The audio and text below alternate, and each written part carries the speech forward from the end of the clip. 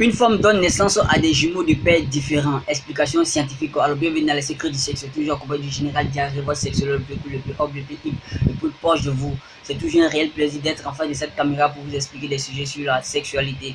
Alors, aujourd'hui, nous allons nous intéresser un peu à l'explication scientifique de notre vidéo précédente qui parlait d'une femme qui donne naissance à des jumeaux de pères différents. Alors, avant de commencer notre émission, je vais te demander de t'abonner à notre chaîne. Si tu n'es pas encore abonné, c'est écrit à ta droite en rouge, s'abonner. Il suffit de cliquer sur s'abonner et tu atteins un moment, il y a une cloche qui va s'afficher. Tu cliques sur la cloche afin de recevoir toutes les nouvelles vidéos que nous allons balancer. Allez, vas-y, abonne-toi. Abonne-toi. C'est fait. Super, bienvenue dans la famille des connaisseurs du sexe. Alors, comment est-ce qu'une femme arrive à donner naissance à des jumeaux de pères différents? Alors, c'est dans cette vidéo. Suivez du début jusqu'à la fin, vous allez comprendre beaucoup de choses sur l'ovulation, sur la fécondation.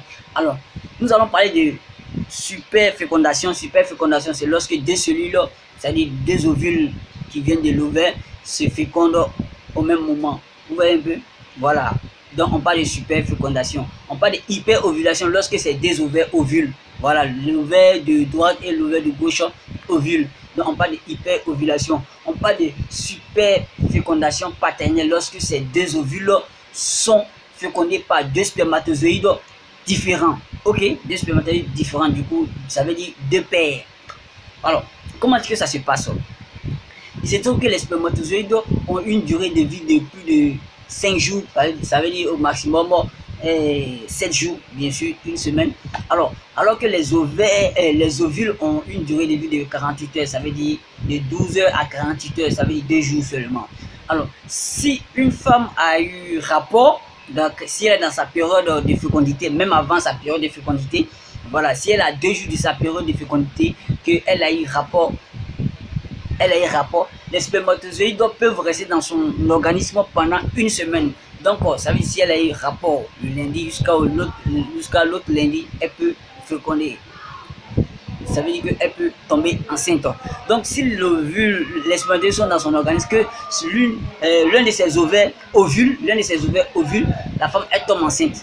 Voilà, il peut y avoir fécondation. S'il y a fécondation, que la cellule œuf se forme, que la cellule œuf vient s'implanter dans l'utérus, là, on parle de grossesse. La grossesse s'entame et que après, elle aille encore coucher avec un autre mec, que l'autre ovaire, parce que l'autre ovaire qui est là, il se trouve que les ovaires, il peut y avoir un jour de différence entre eux, des heures, vous voyez un peu des heures. Donc du coup, si l'autre ovaire a ovulé aujourd'hui, demain l'autre peut ovuler, soit l'autre peut ovuler aujourd'hui à 13h, 1 heure après l'autre peut ovuler. Donc il y a des décalages horaires entre les deux ovulations. Or la femme a deux ovaires. Donc si c'est une femme qui est super ou bien hyper ovulation, qui a une hyper ovulation, c'est-à-dire c'est deux ovaires ovulent en même temps. Donc ça veut dire que si elle couche avec ce gars là aujourd'hui, que demain elle va coucher avec un autre mec, il y aura une compétitivité entre ces spermatozoïdes de son mari et de celui qui est là-bas. Donc, si les spermatozoïdes de son mari sont fécondés avec l'autre ovule, il se trouve que pour l'autre gars qui est là-bas aussi peut féconder avec l'autre ovule qui est là-bas. Donc, on parle de super fécondation paternelle. Donc, il y a eu deux fécondations avec deux spermatozoïdes différents. Vous voyez un peu, deux fécondations avec deux spermatozoïdes différents. Donc, ces deux cellules vont venir s'implanter. Du coup, si l'enfant vient au monde, si ces jumeaux-là viennent au monde, vous allez voir qu'il y a une différence de couleur. Il y aura une différence entre ces enfants-là, puisqu'ils ne viennent pas de la même cellule, puisqu'ils ne viennent pas du même ovaire.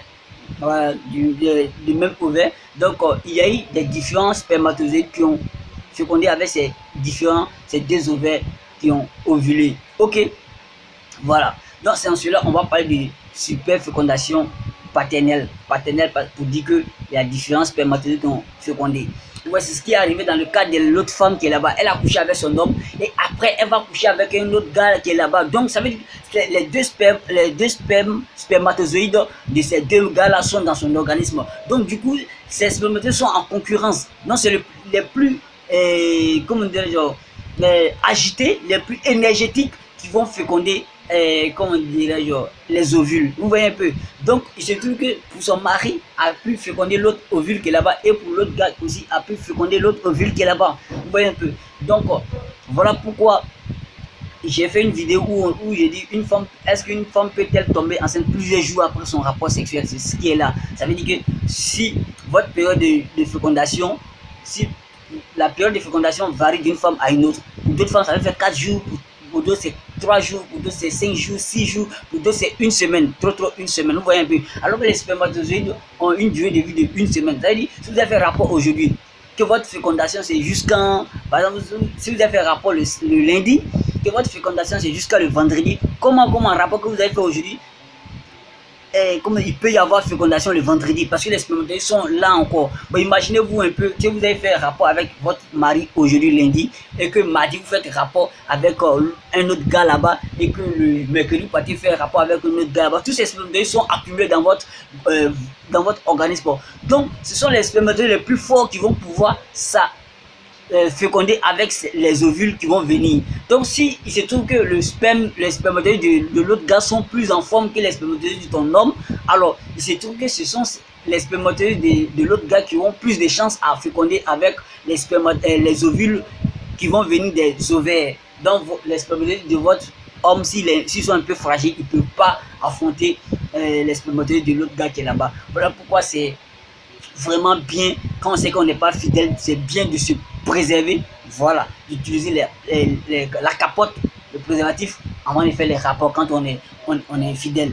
Mais quand tu connais c'est-à-dire quand tu connais ta période de fécondité, ton ovulation, voilà, ton ovulation, tu peux maîtriser tout ça. Ça veut dire que tu peux atteindre après ta période de fécondité, tu peux coucher avec les gars comme tu veux. Mais si tu ne maîtrises pas tout cela, forcer ces erreurs vont t'attraper, comment dirais-je, ton infidélité va être dévoilée au grand jour comme l'autre femme qui est là-bas. Vous voyez un peu. Donc c'est très bien de connaître tout ça là. Voilà, nous on est là pour ça. Notre job c'est pour vous expliquer ces phénomènes. Alors, je crois que cette vidéo fait 7 minutes déjà. Oh là, je ne voulais pas que ça fasse 7 minutes. Oh, j'espère que ces 7 minutes ont été utiles. Voilà. J'ai été ravi de faire cette vidéo. Si vous n'avez rien compris complètement, les numéros sont là, vous pouvez rentrer en contact avec moi. Je suis là pour vous expliquer des sujets sur la sexualité. Alors c'était le général Diarrhée, votre sexologue le plus cool, le plus hop, le plus proche de vous. Ciao, ciao, je vous aime. Bisous, bisous.